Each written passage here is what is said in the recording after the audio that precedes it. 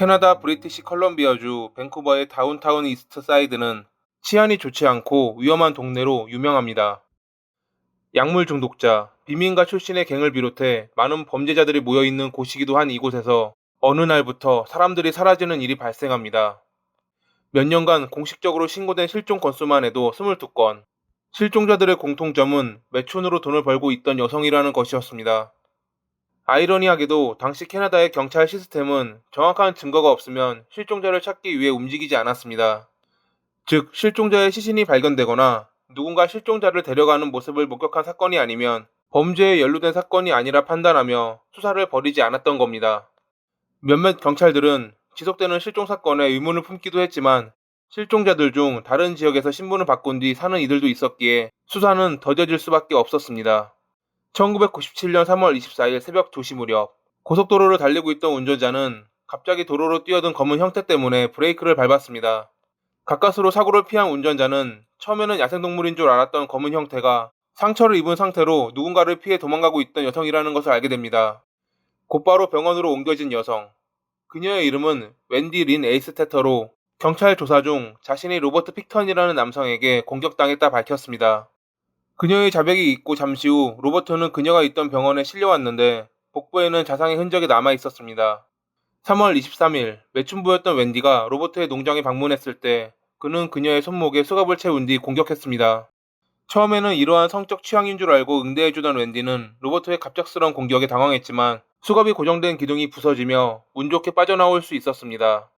빠져나올 당시 웬디는 로버트가 갖고 있던 흉기를 빼앗아 휘둘렀고 이에 상처 입은 로버트 역시 그녀가 치료받고 있던 병원으로 이송됐던 겁니다.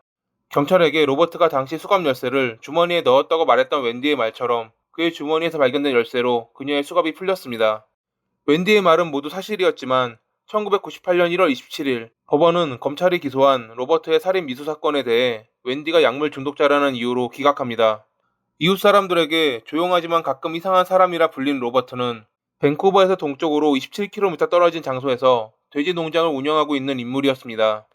이 당시 로버트의 재판이 기각되지 않고 그의 농장을 면밀하게 수사했다면 그의 범행은 끝났을지도 모릅니다. 앞선 매춘부들의 실종은 로버트의 지시였으니까요.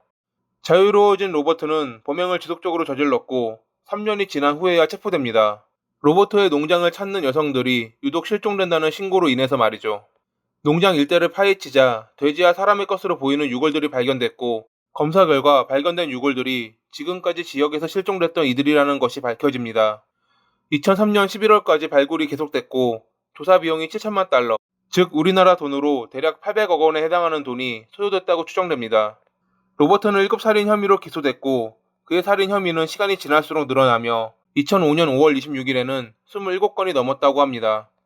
그는 밝혀진 26건의 범행 중 6건에 대해 우선적으로 재판을 받았고 2007년 12월 9일 배심원단은 그에게 2급 살인 6건에 대해 유죄라는 판결을 내립니다. 판사는 로버트에게 25년 후 가석방 신청이 가능한 종신형을 선고했는데 이는 그가 형을 선고받았을 당시 캐나다법에 따른 살인죄로는 가장 긴 형량이었다고 합니다. 수감 생활 중 감찰관 비밀 요원에게 자신이 49건의 범행을 저질렀는데 짝수를 맞추고 싶었다고 말했다는 로버트. 자신의 범행을 즐겼던 그는 죽을 때까지 자신의 죄를 뉘우치지 않을 것입니다. 오늘도 봐주셔서 감사합니다.